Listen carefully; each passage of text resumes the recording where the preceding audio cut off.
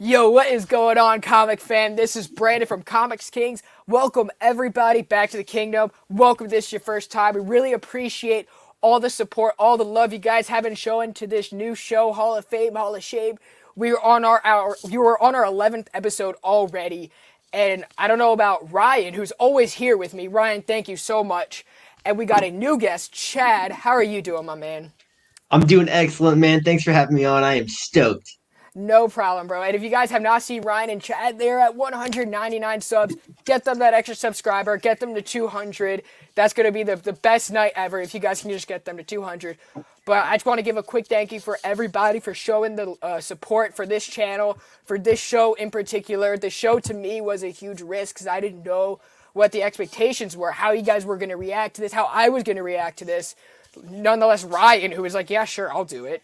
I don't know what I'm doing. Brandon basically texted me and he goes, I have an idea for a show. Yeah. And I was like, let me hear it. And he basically pitched it to me in 3 sentences. I was like, you know what? I'm down. Let's see how it works out. But I think Brandon and I were both thinking, hey, let's try this out. If it doesn't work, we'll do 2 or 3 episodes. And if it works, hey, we got a good show. Right. And I was totally prepared to can the show, but you guys have really enjoyed it. And this has really broadened my horizon into reading comics. It has brought in Ryan's. I'm hoping it's doing it to Chad, even though we're talking about 2 of his favorite books.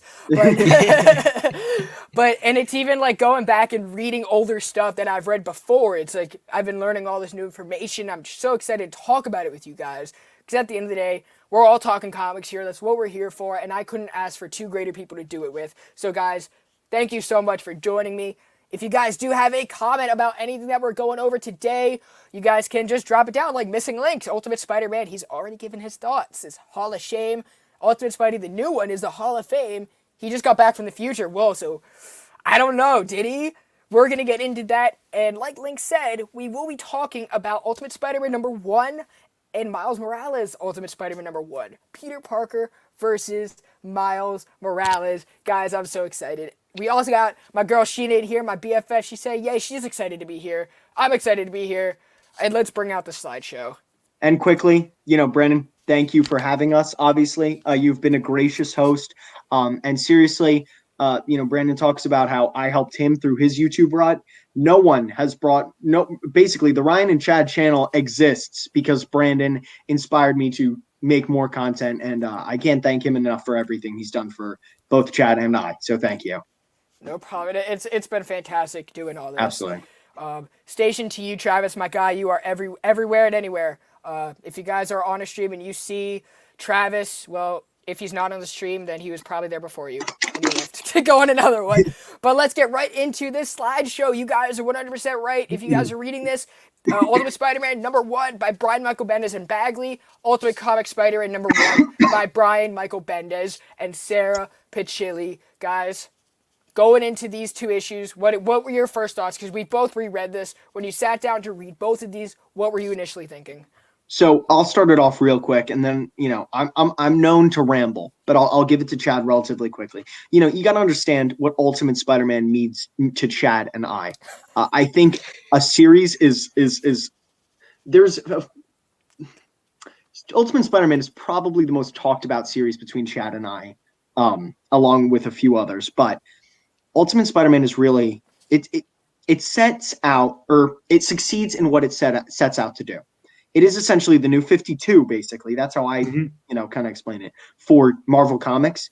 And hey, it works, and it works really well. And it all, if you guys haven't seen it, Fantastic Channel's Owen Likes Comics, and he did a video on Ultimate Spider-Man, which is fantastic. But it basically, the ultimate line hinged on this book, and it succeeds.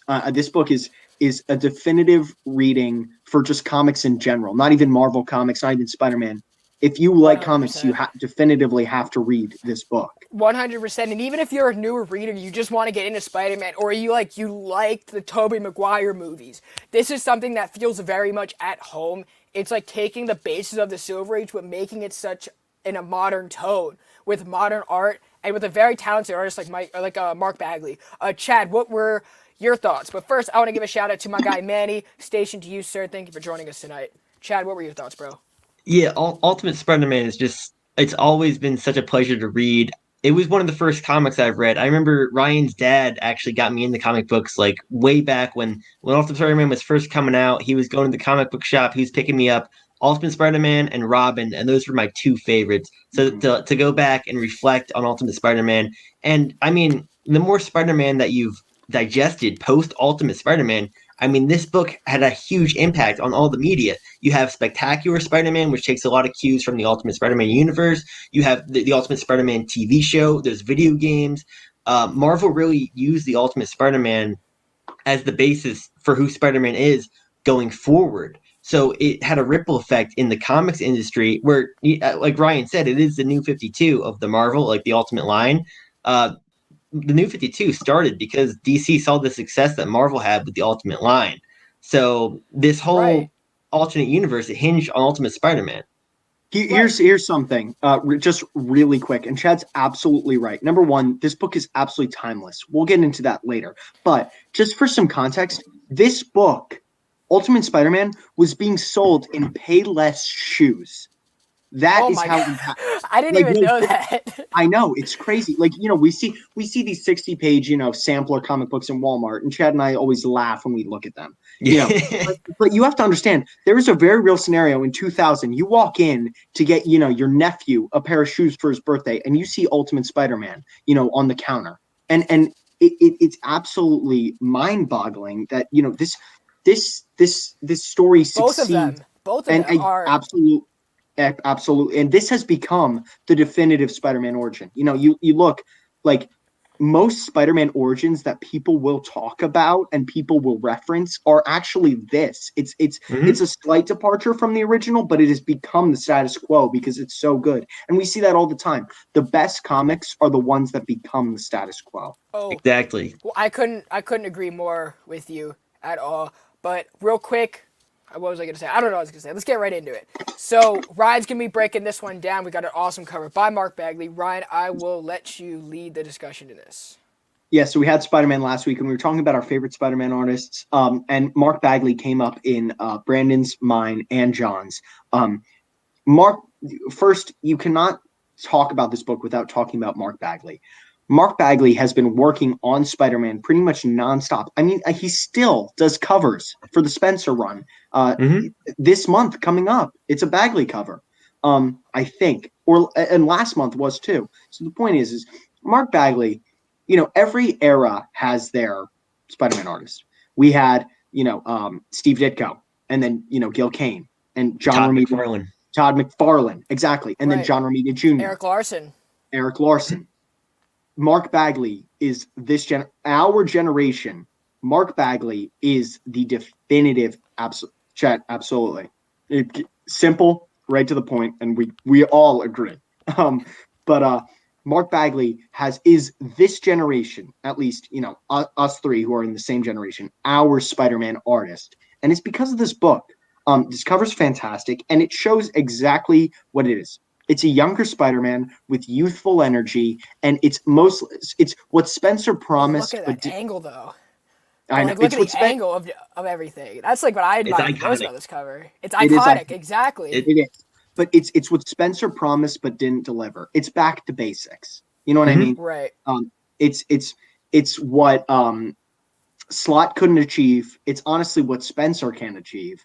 And it's what JMS strayed from. It's back to basics. And that's what Spider-Man has always been. This is like the core of Spider-Man distilled into one book. But, we've waffled on enough. I've 100%. Waffled on enough. Yeah, so get into the story, bro. Let's move it. Hey, what's up, Brother Joe? And what is up, Chet?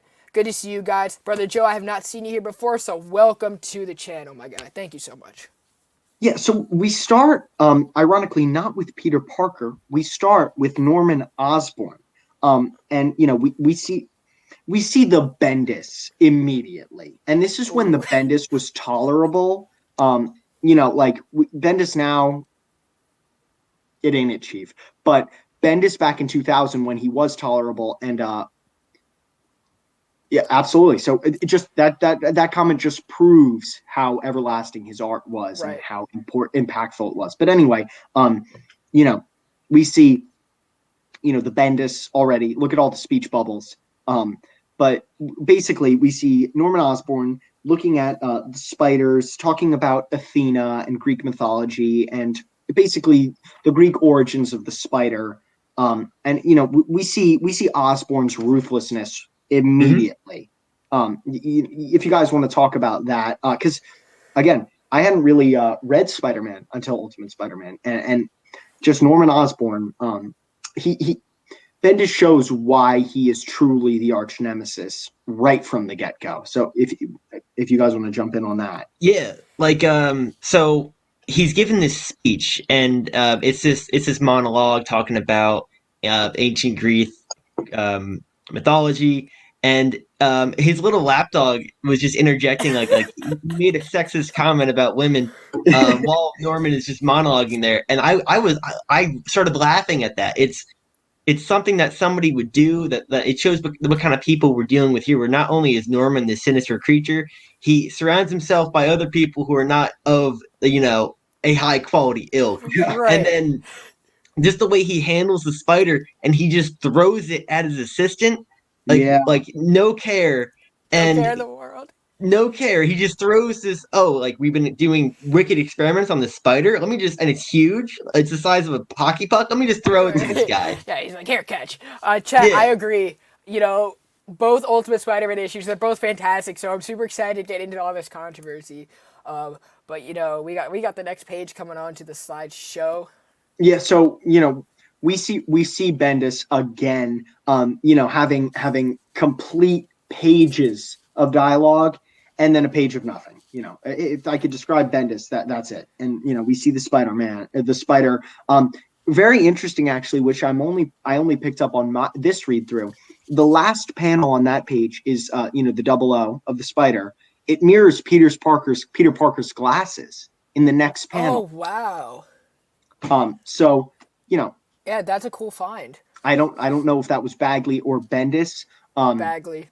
I was gonna say I assume it's Bagley. It's Bagley. But yeah, it really the slideshow, it's a bit more condensed, but like you see, it's big, and right into it's really clear. And we see Peter for the first time.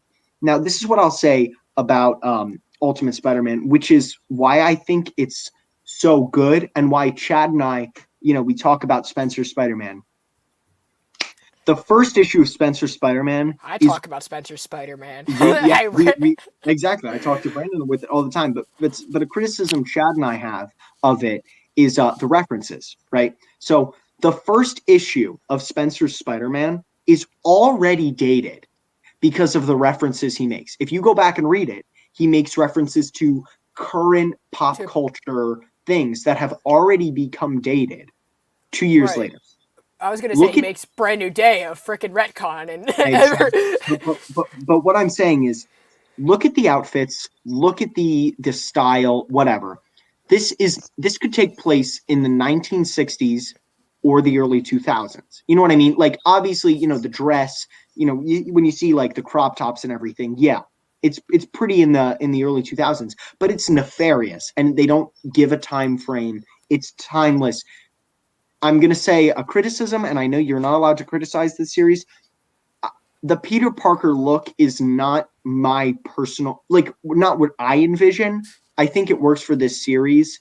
I think his face kind of makes him look like an old man, weirdly. Right.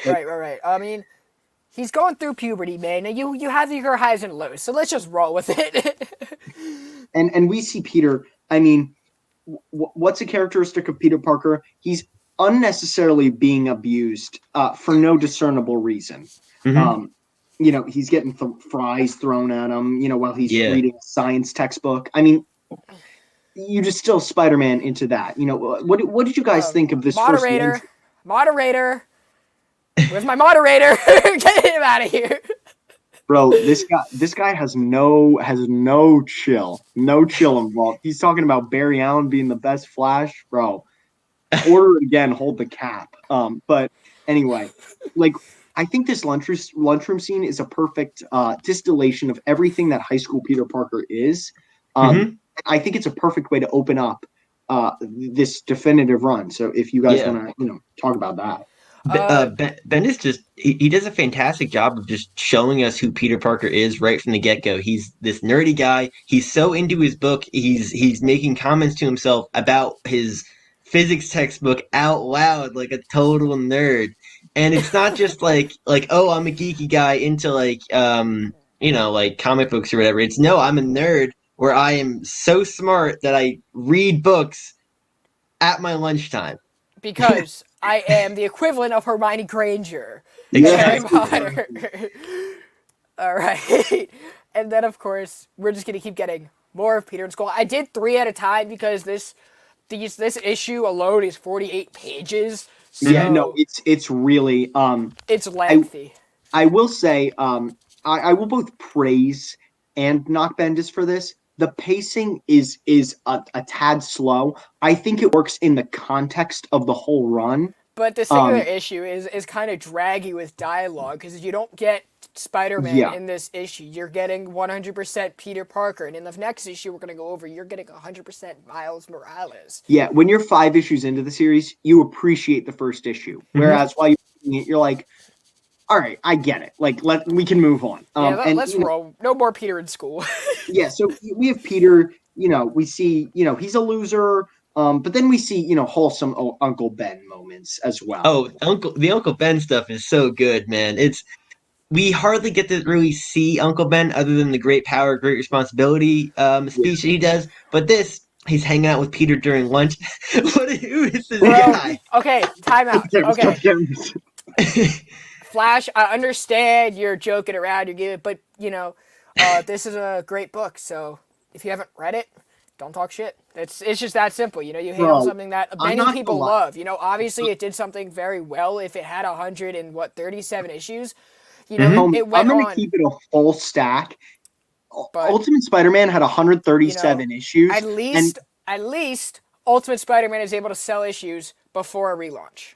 Oh yeah, unlike Joshua Williams, the fact if you're giving Joshua Williamson 100 issues of Barry Allen proves how good that character is. But we move on. We see Peter's life is the definition of shit. He's nerdy. He gets picked on.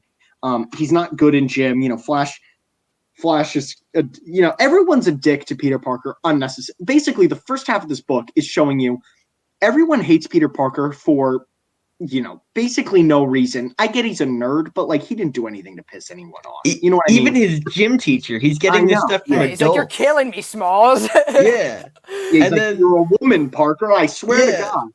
That's 2 sexist jokes Bendis has made within the first 5 pages, I think. There's some different times, but different times. And then it goes on, and even Harry is addicted to Peter too. Right. Harry's just using Peter to do his homework for him, and then Harry's casually yo, how did your parents buy it? Just casually oh yeah, your parents fucking died, right? What's going on there? Yeah, Harry, I think Sam Raimi does this a bit better than Bendis. I've read the first 30 issues of Ultimate Spider-Man, and Harry is a dick. Harry he sucks. Yeah, and I'm not saying he sucks less in main continuity, but at least you see the friendship a bit. I think there's genuinely 2 pages in the entire first 30 issues of Peter and Harry actually being good friends. Oh yeah, 100. I mean, I like this moment right here that we have thrown up with this double splash. They're in his basement, because Harry he said he's never had this with his dad. I think the characterization of Harry's good. I completely agree with Brandon that the characterization of Harry's good. I would have liked more, you guys know me. I would have liked more wholesome friendship moments rather than Bendis basically saying, they're friends.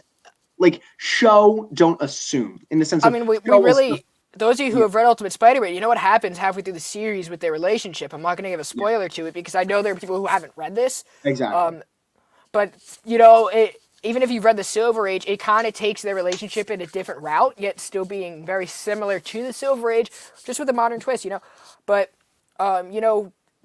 these two that we have on the slideshow right now really show, the contrast of Norman and Harry's relationship and then Harry and Peter's relationship, He's being addicted to Peter because that's what he's learned from his dad. And I think, these 2 pages really highlight it as we see Harry going into the house, and his dad is basically shunning him away and kicking him out the door. You know, he's like saying, you know, go away.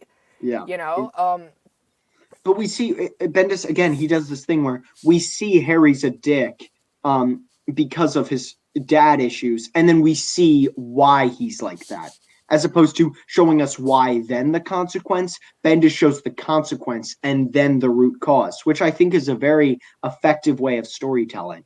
Yeah, it's very realistic. Like oftentimes you see somebody being the way they are before getting like a full explanation for it. And it mirrors reality. And I know Bendis is heavy on the dialogue, but I personally love Bendis's dialogue just because there's like it makes the world feel so real. Like people don't really talk by getting right to the point. People meander and dodge and zigzag in the conversations on a daily basis. Right. And you see that with Bendis's dialogue, and I have to give him praise for just incredibly realistic dialogue. Right. And earlier I was talking about this with a buddy, you know, back then you had two revolutionaries of the industry and how comics are really told, you know, seminal runs like this and Invincible, right? If you look at like the structure of it, they're very similar.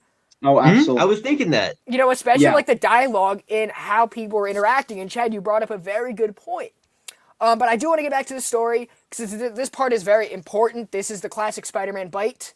I kind of yes. So Ryan, you're the one who's leading this discussion. So how about you talk about this for a little bit? You know, we see the school trip to the Osborn Science Laboratory, whatever, and then we see the iconic.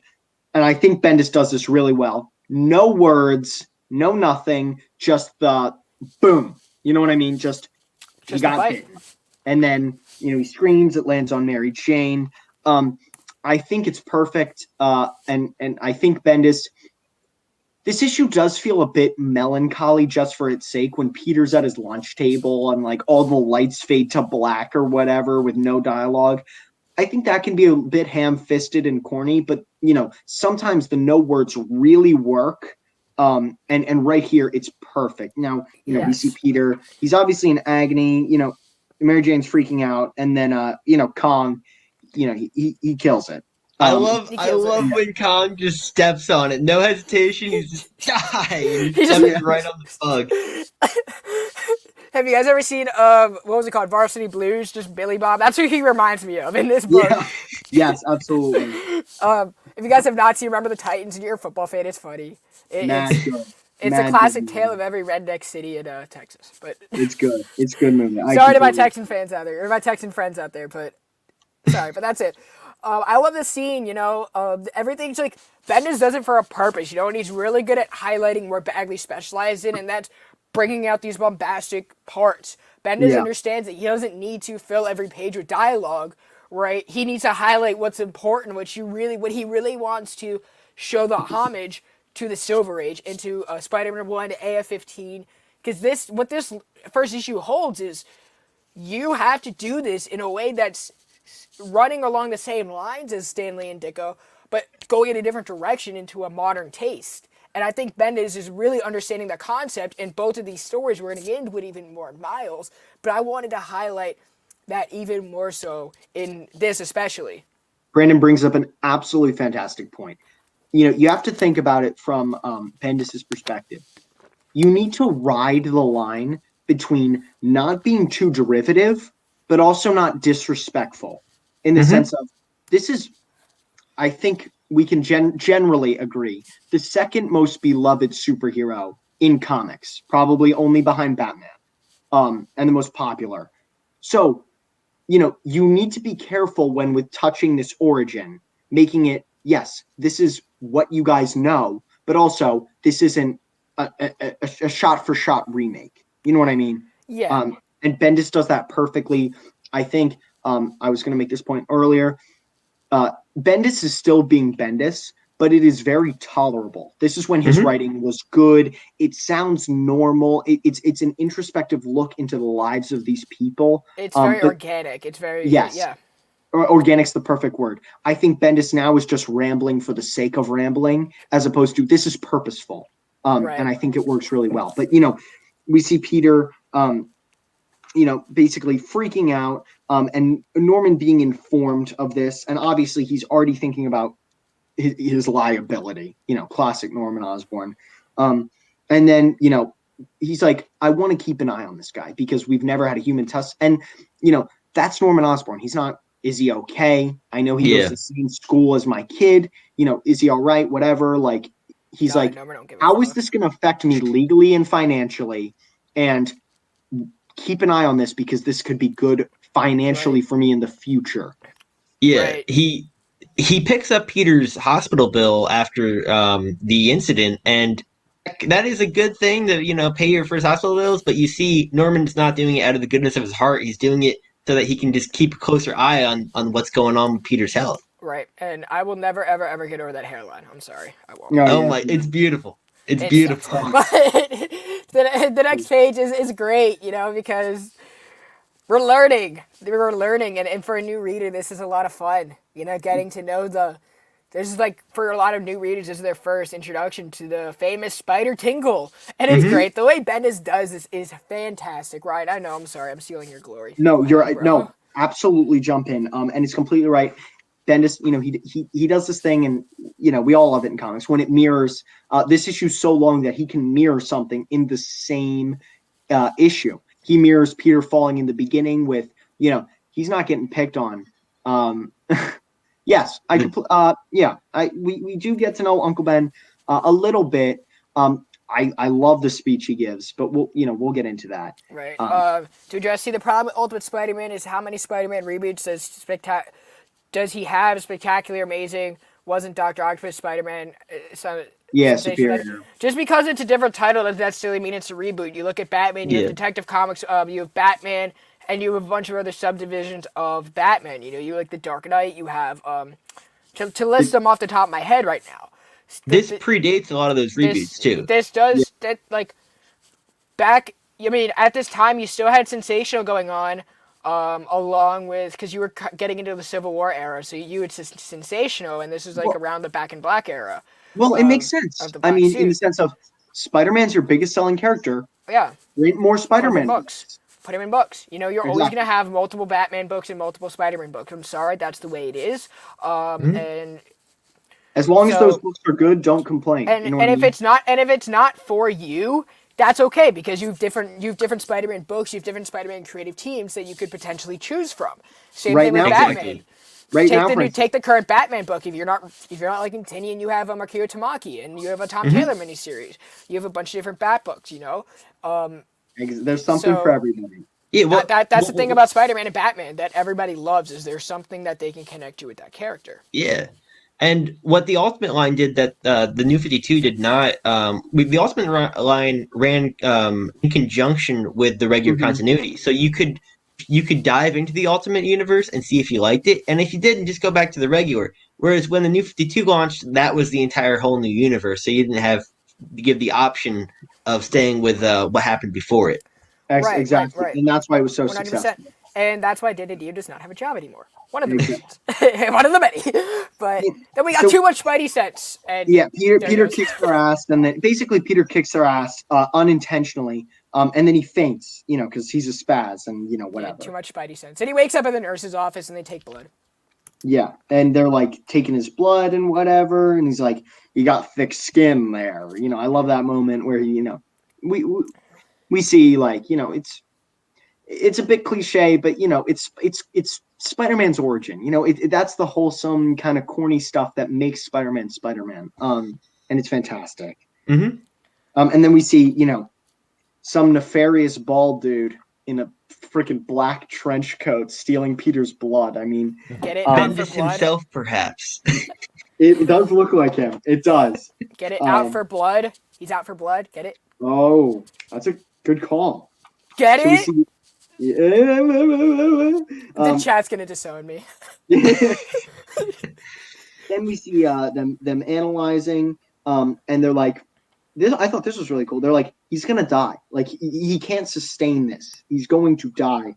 And then they basically they're like, "All right, if he's gonna die anyway, just kill him." And I'm like, "All right." He took it too literally. Like they're gonna kill a child. He took it way too literally. Yeah, it's like it's like Norman does not want to be implicated. He's like, there's gonna be an investigation if he dies after getting bit by a spider. They're gonna see that his blood's all whacked out. So they're like, yeah, let's run him over and avoid suspicion. And bring out a gun too while you're at it. And then maybe shoot him. But this is like you see Bagley drawing like action shots of Peter Parker just early on. It's just a lot of fun, man. Yeah. And Bagley's my favorite Spider-Man artist. I don't care what any of y'all say. He's the best Spider-Man artist ever. I don't care what y'all say. I second that. Thank you. I don't care what you guys say. All y'all Todd McFarlane fans, go read some Spawn. Mark Bagley's a Spider-Man artist through and through. Go buy your action figures. I don't care. I'm vocal about that. I love this, but I do love this moment of Peter. We think about Peter Parker like, yeah, he's not Daredevil, he's not Iron Fist, he hasn't been trained.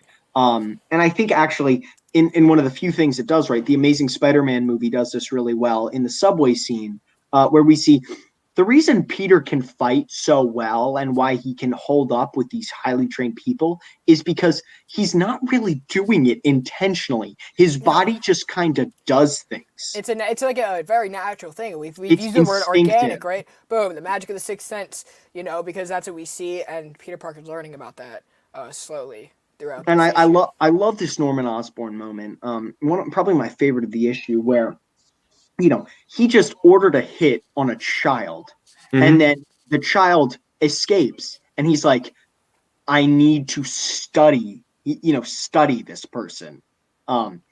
Basically showing like Norman Osborn, he doesn't show any remorse like, oh, he got away, like, oh man, maybe I shouldn't have done that. He's like, no, this is a good thing, not because the child didn't die, but because I can study this for my own financial gain. Right, and he's all about his finances, and think about it this way.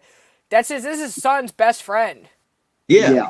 And he doesn't, Peter's not even a person. Peter is an experiment to him. And it's just that, I love that kind of Norman.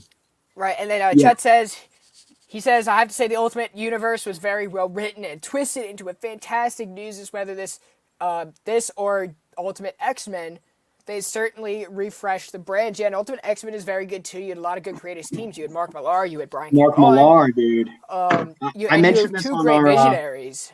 I mentioned this on our Giant Size X-Men. The only X-Men I have read was Ultimate X-Men, and I thoroughly enjoyed it. Ryan, I would not advertise that. I would not advertise that's the only X-Men you've read. Just pointers. I'm teaching you, Ryan. But you did read Ultimate. You did read Giant Size X-Men, so good job. You're getting there. But throughout the Ultimate Spider-Man run, anytime that Spider-Man interacts with the X-Men is gold. I love it.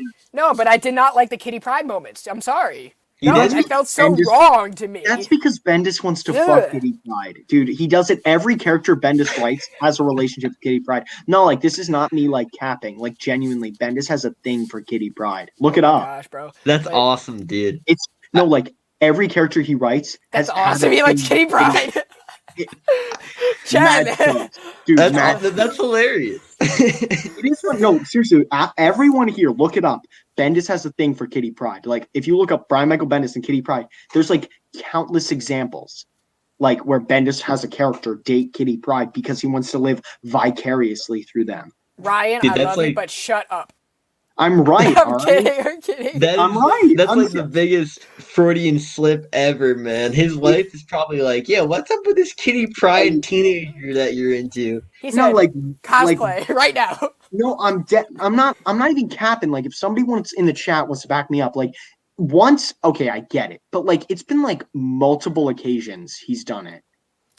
Chad, you have someone on your team. Team Kitty. Yeah, thank you, Chet, dude. Thank you. No, it's great, but it's just, like, mad sus, like, but anyway, we see Peter, his scientific, he's a smart kid, obviously, and he's into science. So, we see he's analyzing his own blood, the arachnid DNA and everything. He's like, dude, no way. Yeah. It works in the sense of, yeah, I think if I got spider powers and I analyzed it and I was like, no way. That's kind of the vibes going on. Good evening to you. Thank you for supporting the channel.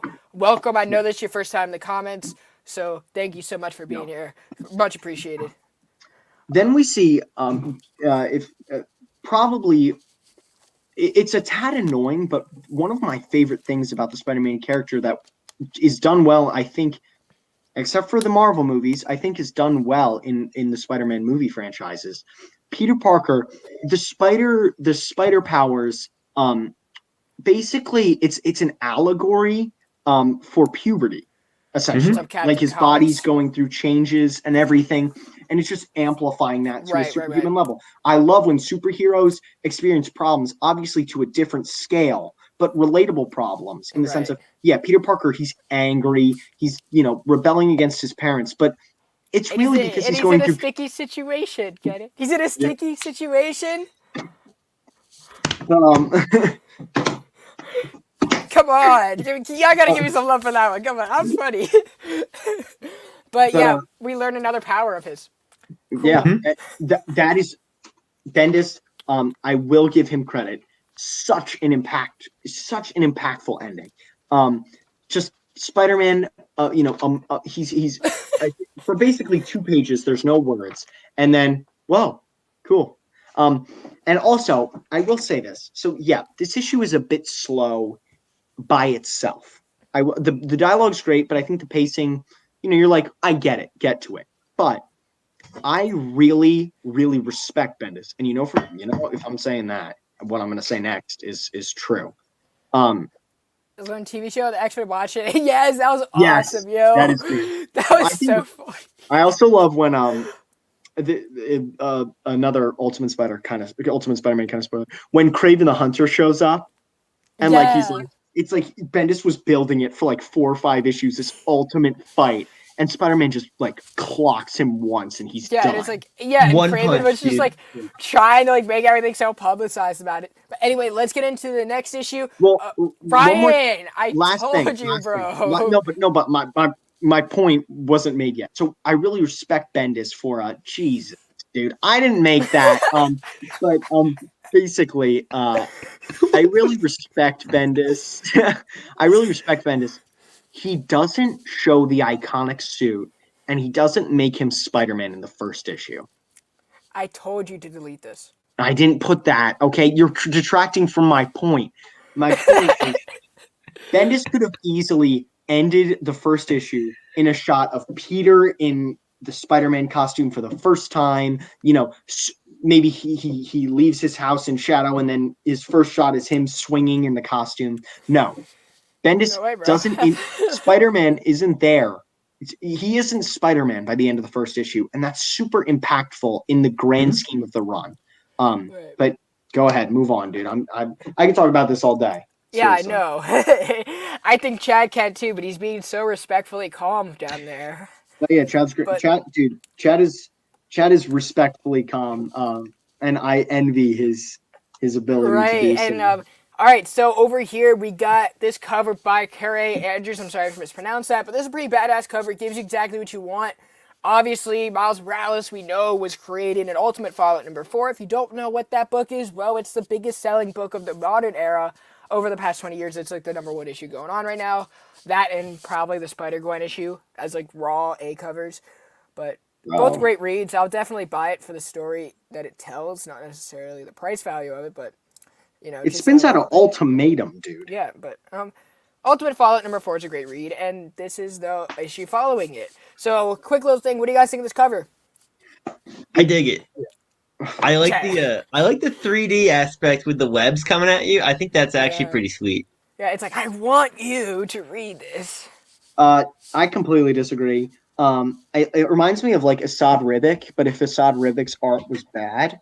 I don't like the kind of thing in the eye. You see that? He kind of has like a pimple on his eye. I don't like that. I don't really like I'm not a big Miles fan of the costume specifically. I like this though. But I will say the cover it is good. It kind of mirrors Fable. What's up, Fable? And what's up, Rudy? Good to see you guys here. This is a hot take, though. Such better cover than Ultimate Fallout #4. I completely agree. Ooh. Completely agree. I hate the Ultimate Fallout 4 cover. I mean, Ultimate Fallout 4, that was a cool cover, though. I hate like it. I it. hate I it. like it. I hate it. I hate the ultimate fallout on the sides. It looks like crap. I like this cover though. I think the 3D. I think it's a little before 3D rendering could actually look really good. But it does look. I like it. I like it. And I enjoy it. I think this cover, the simplicity of it, makes it that much better to me personally. But over here, we're reconstructing the spider that bit Peter. So Norman, right? We know he's the Green Goblin, and this is penciled by Sarah Pachilli. So there's a reason why this is such a different feel. We're going over exactly the fact that he made Spider-Man, and Norman is like, I take all the credit for this. You know. Yeah. And at 842, we got Spider number 42. How weird a coinky dink is that? At 842, we got Spider number 42. That's awesome. And That's pretty cool. It is really great how this mirrors the first issue. Right, and they start off with the same Athena reference. Mm-hmm. Yeah, but what I found most interesting when reading this, because this was the first time I've read it, to be Really? transparent. Really? Dude, I think Miles is not good in the comics. And I'll talk about that more later. But I think Spider-Verse and the Spider-Man PS4 are his best representations, and it's rare that is outside the comics. Well, Ryan has made his point. He knows what's going in the Hall of Fame, but well, yeah, but I'll give my issue. But basically, the key difference is Norman Osborn. right. Norman Osborn in Ultimate Spider-Man 1 was kind of just a dick. Like, yeah, he's evil in the sense of like he's kind of like an elitist kind of dickhead businessman. Whereas in this, I mean, look at that smile. Like he is sinister. Right. This is like the growth of like from now and then to then. This is where Norman Osborn is as a villain. Everybody knows he's the Green Goblin. He's like, I don't have to hold anything back. Fuck you, bitches. That's him. Yeah, he one thing in the first Ultimate Spider-Man number 1, he's Check out the Spider-Man. you could tell he's a bad person, and like you could tell like he doesn't care about people, but it shows you that in this it kind of tells you that. Right. Mhm. And So I felt like Bendis was kind of just trying to get to the point a little bit more because this is a regular length issue. And that it does kind of suffer like in the show versus the telling. Like you're always supposed to show a rule of writing is to show not tell, and this is just full of exposition. If that Flash fan's still watching, that Joshua Williamson kind of exposition, and this is kind of when Bendis starts to dip in quality. Now, Bendis is still one of my favorite writers. He's written some of my favorite comic books. He's written Ultimate Spider-Man, but this is almost 10 years later, and you do start to see that little bit decline in his writing skills. right. Yeah, What is absolutely. going on, Steve? How you doing? No. I think the one thing that Bendis has learned in between these two stories, he knows exactly the goal that he wants because he's done this before. The one thing that these two issues really separate is how reliant he is on the art. I feel like in this he has such a trust with Sarah Pachilli because he's been in the industry for so long now. He knows how to have that trust. Whereas Ultimate Spider-Man and New Avengers were his like entryway into the comic industry as a big writer in Marvel. So when you're looking at this, the reason why it's so much simpler and so much more laxed, I think, is because Bendis is a veteran and he's trying to highlight Sarah Pachilli. You look at all these details that Sarah is able to establish, and this is colored by Justin Ponzer, R.I.P. Yes. Also, rest in peace to very talented artist John Paul Leone. Yes, that was so sad. A very seminal Batman writer, very seminal for DC with Static Shock, also did Hellblazer, and he did a lot of covers that we have loved over the years. I just want to give an RIP to him. I've never had the pleasure of talking to him or meeting him at a con or even talking to him on Instagram or anything like that, but from what I've heard, he was a great guy, and he was definitely an inspiration to the comic world. So if you guys have not heard the news, that's what happened, and it's really tragic. 49 years old, cancer sucks. Yeah. And he was a legend. So if you guys do want to go get his covers, I know I have a few that I will not be letting go, and I really did enjoy his work. But Also, if you're selling them at an Go away. increased price because of his death, get out of this community, and I hope you're next. Don't say that, bro. Like, don't say that. No, I don't care. I don't care. Don't say that. But yo, what is going on? what is going on to you guys. But and then we got another double spread page. In this book alone, we get more double spread pages than we have in the past. Okay, so that's really too, you know, and you get Purple Deadpool, aka Prowler, you know, who this is kind of a teaser as what's to come. You know, Bendis is really telling this story through Sarah Pichelli's artwork, through the coloring, everything like that. You know, because a lot of people were surprised when they learned that, spoilers, Prowler was the uncle of Miles, but because Prowler was doing a hit over here, and the spider kind of leaked out of the vicinity onto him, that's how Miles got his powers. And it's not really, it's hinted at that, right? But a lot of people didn't pick up on it at the time. This was intended for a lot of new readers. Okay? Bendis relies more on visual storytelling because I think he's a veteran of the industry now. He trusts Sarah Pichelli. Right. And the visual storytelling, whereas the dialogue I think is not as good, I think the visual storytelling is even better. And the dialogue is all here. The dialogue is all in this major 3 pages because this is where we're trying to get to know Miles more. This is his title. This is Room to Shine. And he is entering a private school. He's very young. He's much younger than Peter Parker was in the first Ultimate issue. But this is still very cool. I think Chad had a point on the last page. Yes. Sorry about that, Chad. Why is there so much cash and jewelry in a research laboratory vault? I was saying the exact same thing. It's Norman Osborn. He can store shit wherever he wants. He can, but it's like, whereas if you go back to the other Ultimate Spider-Man, you see that laboratory is just a laboratory. I could see Prowler breaking in here to steal some sort of experimental technology, which I think that's just what they should have done. But instead, they have him stealing a whole bunch of cash and jewels. Right. It makes much more sense for him just to be stealing like high-tech gear. Right. I think they could have left the cash out. Right. And big shout out to the chat right now. We got 11 people in here. That's a high for the stream right now. And if you guys are new and you want to go back and check out our take on the first Ultimate Spider-Man issue, we covered about 30 minutes of that, and we're into this one now, being Miles Morales. So you want to talk about Peter Parker? Hit that rewind button. If you guys are catching this live, big shout out to you. If you're catching this on the replay, big shout out to you as well. Make sure you guys sub up these two guys. You can find them linked to my channel.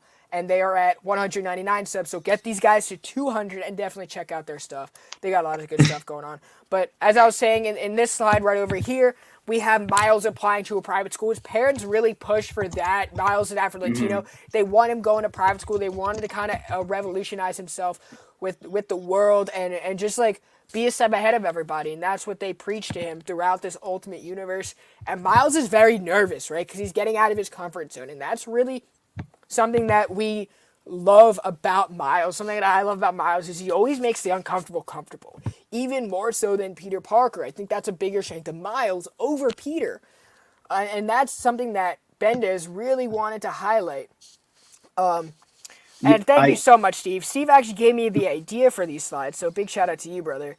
Absolutely. Miles, Bendis, through all his faults, he does make things relatable. And we've all seen this, and he does it really well. The kind of relaxed kid who doesn't really, he doesn't want to do. I mean, he obviously wants to do well, but he doesn't want to go to this private school. He doesn't, he's kind of relaxed. Whatever, it doesn't matter if he goes or not. Whereas his parents are pushing and pushing and pushing. I think Bendis does that relationship really, really well. Right. He's more like a wallflower. Like he's kind of just blending in. Whereas like Peter's like very nerdy, and like would definitely want to excel if he had the opportunity. Miles kind of just he just wallflowery. He just wants to hide in the background. Right. And to just comment, if you guys click on my channel after this video or right now, even if you want to hop in and out real quick, click my channel, and Ryan's channel is directly linked to mine with like the like channels tab, like that. So, and I will drop their link in the description below after this video as well for you guys to go support them. All right, because we kind of go hand in hand, both of our channels. We do a lot with each other, so. Yes, and thank you to Brandon. Absolutely sub up. If you are in the chat and not subscribed, absolutely sub up. Oh, yeah, because I'm supposed to say that, apparently. Like, quality. Subscribe to this channel. Quality. But, quality content. And then to catch a spider, that is the theme of the next kind of slide, because The spider is in their apartment. Miles goes to visit his uncle, who's out of his Prowler uniform, out of his costume, but the spider is still there. Okay, and it crawls onto Miles, and he realizes it, and then boom, another one bites the dust, and another one gone, and another one gone, another one, and the chat just goes there. Yeah, I did enjoy this issue. Whereas, something that's really cool is what's up, Big Herb? Whether it was intentional or not, in Ultimate Spider-Man #1, Peter gets bit in the most bombastic, his hands up, his face is shocked in front of a crowd of people. Bendis couldn't make a bigger deal about the spider bite in that. In this one, it is the most low-key thing ever. He's alone. He's just leaning down, and you don't even see the spider really bite him. You know what I mean? You just see the little 3 lines which signify the bite. Hey, you guys just hit 200 subs. Yes, we did. Mastodon, thank you. You guys just hit 200 subs. Yo, turn it up for these guys in the chat. Big congratulations to Ryan and Chad. Y'all, I'm telling y'all, get them past 200 today, guys. Come on, chat. Hype them up. They just got to 200 subs. Big accomplishment. Boom. They got to 200 before me. Wow, holy crap. Come on, y'all. Thank you so much, and, man. Steve, awesome. Thank you to everyone. Thank you. Thank you so much. Steve, you're getting some singing too. That will reflect in my tip. No, I'm kidding. But, and then we're going invisible, right? This is where we're left off. This is kind of the separation between Miles and Peter. We're getting an invisible quality, which is teased at the end of this issue when his dad goes looking for him after Miles runs away following their argument. And I think this is really cool to kind of separate the differences between these two characters. I would actually like to ask you guys a question. What do you guys think of the invisible powers? I like it. You like it, Chad? I think it's cool that Miles does get like a little bit of an upgraded skill set. It makes sense for both canonically, like Norman Osborn has been experimenting with these spiders a good amount of time. Thank you. He's been experimenting with these spiders for a while, and it makes sense that now he's going to be combining even more genes into with the Oz formula. So I think it makes sense for Miles to get like a more wicked set of spider powers. That's very like that he goes invisible. That is pretty sweet. No, I do like it, and I think it helps him distinguish because also the link is if you go to Brandon's homepage, it's in the featured channels area. But I'm also going to be dropping it in the chat right now through my phone. So if you guys want to handle the conversation, Brandon, too kind of you. Thank you. I'm going to be doing that right now. But I really just look at all these guys, shouting you guys out in the chat. That's what the community is all about. Chad and I are really so thankful to you guys. So you guys, this is the best community on the internet. So thank you. But anyway, I think a lot of the criticism Miles has, and I think just for an example, Wally West, who is another kind of like replacement, sort of, the next generation. There's no complaints that Wally distinguishes himself from Barry. They're clear, 2 different characters and whatever. Whereas Miles gets the criticism often where, in comics at least, he's kind of written exactly like Peter Parker, maybe a bit more mild-mannered, but he has a hard time distinguishing himself. The invisibility and the electric powers, they really help him a lot to distinguish himself, and I think that's a great move by Bendis. Yeah, I would say that Bendis does not do as good of a job really giving Miles a lot of character in this comic. Like in the first Ultimate Spider-Man book, you see Peter Parker, you see who he is, and you see like who Peter is when he's not Spider-Man, and he has personality before that. This Miles is way too shy. Even when he goes to his uncle's house, he hardly says 5 words to the guy. So I do wish that Bendis was like willing to give Miles more of a personality, and it really comes out with the Into the Spider-Verse movie where Miles is he's a graffiti artist. He cracks some jokes.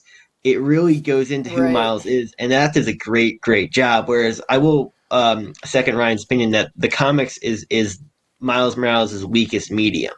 I completely agree. I think so too, but a lot of times you're gonna capture these what Miles is aiming for, right? Younger kids. That's really what Miles speaks to, is younger kids. Okay, essentially. So I think like in the animated stuff and in the video games are where you're gonna find that younger audience just a little bit more than in the comics, and then that's just the way it is. As much as we would like to change that, and as a community, our job, right, is to get people going on the next generation, so to keep this industry alive. But I think what Miles represents and what Miles is more powerful than his actual character, in the sense of, back in 1960, if you were to take a normal teenager from Brooklyn or Queens or whatever, they're probably going to be white. But as in when Bendis is writing this, the odds are they're going to be Hispanic, black. So they're. I think that really represents something very powerful in that. But I think this is mainly Bendis's fault. Miles is really not a strong character on his own, and we see that he really can't carry a book. Saladin Ahmed is doing a good job, but you understand what I'm saying? Whereas in like Miles, the Miles of this and Brian Michael Bendis's Miles is not the Spider-Verse PS4 where we see. He is in Into the Spider-Verse. He is a true wallflower. He likes graffiti and he's outgoing around his uncle, but he's stuttering over himself and whatever in the academy. So I think that does a really great job, and that's why that movie's so popular and so well received. Whereas Miles in the comics hasn't really. They have to give him his own Clone Saga, for God's sake, for him to sell a book. You know what I mean? Right, and we do have a few more wrenches to go around. So I just added a few more wrenches. So there you go, there you have it. But anyway, let's get to the next part of the show where we actually sort Hall of Fame or Hall of Shame. As you guys know, if you're new to the show, this is your first time. I see a lot of new people going. One has to belong in the Hall of Fame. One has to belong in the Hall of Shame. Chad, you are our guest. What is your pick? Putting you on the spot, bro. I have to pick Ultimate Spider-Man #1 with Peter Parker. That is going to be my Hall of Fame. And it's a little bit stacked just because it is twice as long as the Miles Morales Ultimate All-New Spider-Man. So Miles is immediately kind of put in a big disadvantage because he only has half as much time to tell his origin story. But it's not just the length of the book. I mean, Bendis does a great job making the world feel real. He makes the ultimate universe feel incredibly realistic. It's almost like the ultimate universe in some aspects more closely mirrors our reality than the 616 universe. Absolutely. And Bendis I think he does a great job with his characterizations of Harry, Norman, Peter, Uncle Ben. He does a great job with those characters. And in All New Spider-Man with Miles Morales, he doesn't do as good of a job. Right. He does a decent job with the Prowler, but not as good of a job with, and also with Miles' father, but he doesn't do as good of a job with Norman or Miles. So I do have to give it to the Ultimate Spider-Man #1. Really? And Big Herm says the Clone Saga sounds good so far. I wouldn't doubt it. I trust Selena. I trust Saladin Ahmed, and his writing has been very spectacular so far in that book. Carmen Canero, her art is fantastic. But the Clone Saga, for me, I didn't enjoy the Spider-Man one. It was a very low point in my Spider-Man reading. Yeah. So I don't think I'm going to invest in that. It's not for me.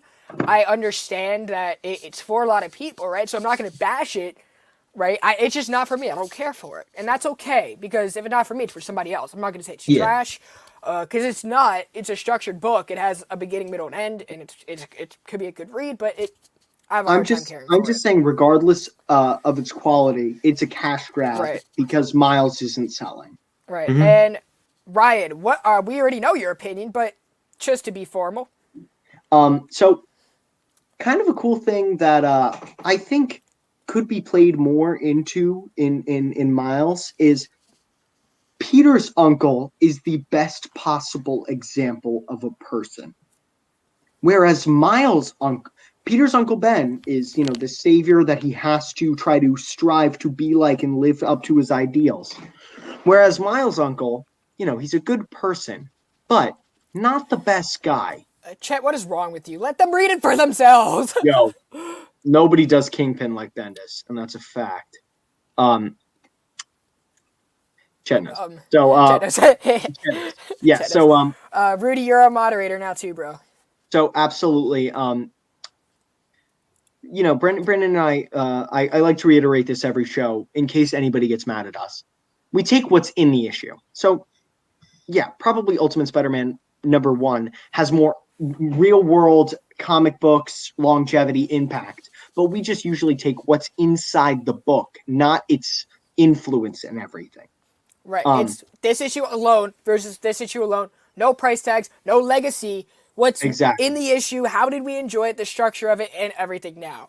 And I think it's structurally very similar. But I do think that Bendis does a better job with Peter's origin than Miles. Right. It's more nuanced. It's more the storytelling devices and the dialogue is much better. Now, Peter does have an advantage just because of the length of the issue, like Chad said.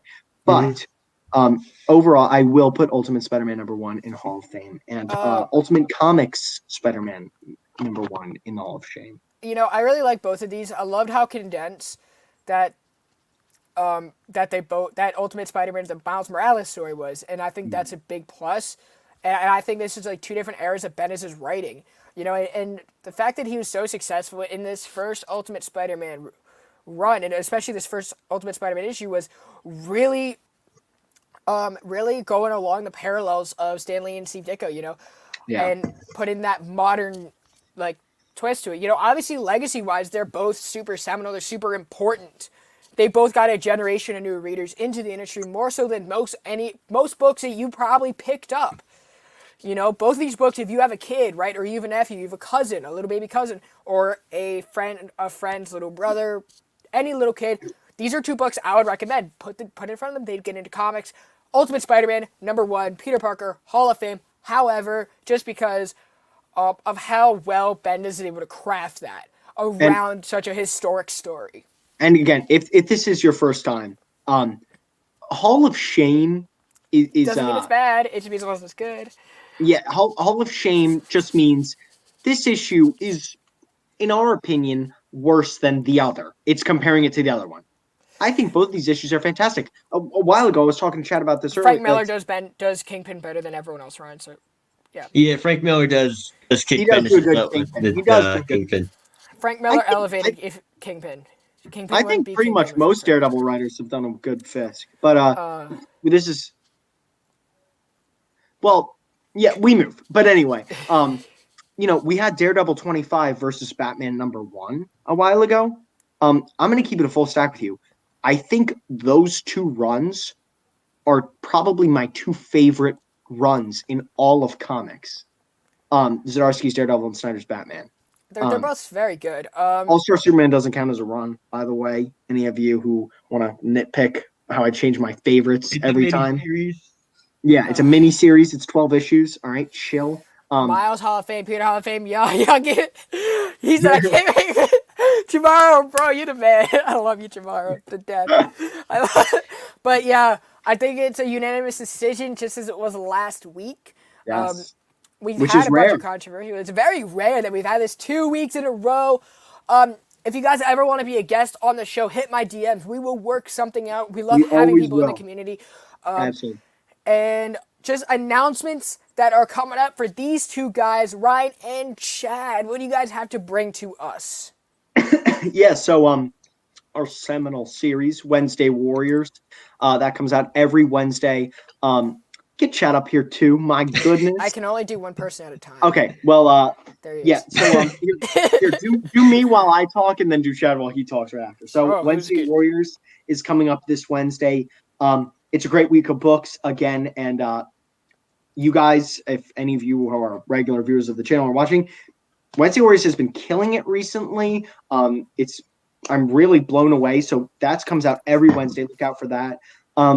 I think this weekend we're mainly going to be doing reviews on books. I know Chad's going to talk about a book he's going to be reviewing, and I will be reviewing the first volume of Yes, that is Chad. I will be reviewing the first volume of, my guy. I'll be reviewing JLA by Grant Morrison, Volume 1 this weekend.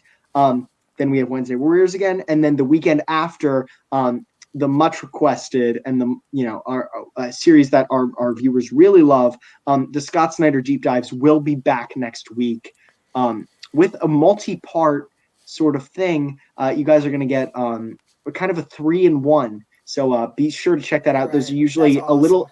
They're literally over an hour. So usually reviews are around 20 minutes. So this is a deep dive into the core of the comic. So that'll be it's Monday, right? Okay, the weekend after next. Okay, so 2 weeks. 2 weeks. Yes, sorry. And then, Chad, your turn to talk. Chad.